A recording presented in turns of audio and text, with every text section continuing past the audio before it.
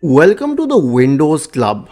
A lot of users have claimed that they encounter an error. The account isn't associated with this Office product while trying to log into their Microsoft 365 app or trying to activate it. Now, what does this mean? This simply means that when you purchased the product, you might have purchased it with a different account. So, if you did this, the procedure to resolve it is as follows. Search for Microsoft 365 in your Windows search bar and open the application. Then go to your account, sign out from your account, and after signing out from your account, log in from the other account from which you have subscribed to Microsoft Office. The second solution will be to use the Microsoft Support and Recovery Assistant.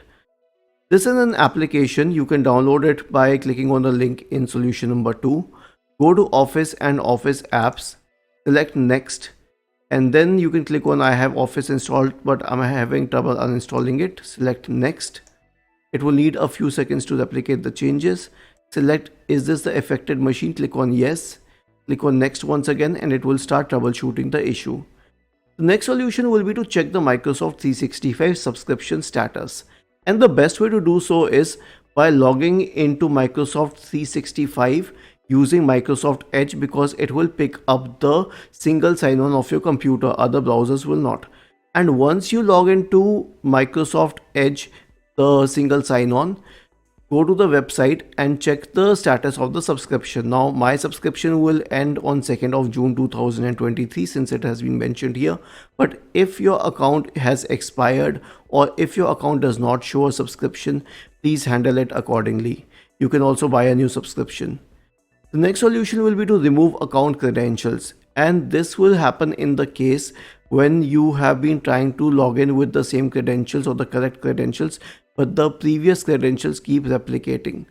So in this case, search for Credential Manager in the Windows search bar and open the application. Go to Windows Credentials, scroll down, you'll find this Microsoft account user, all of these credentials. Click on the download pointing arrow. The password will be masked.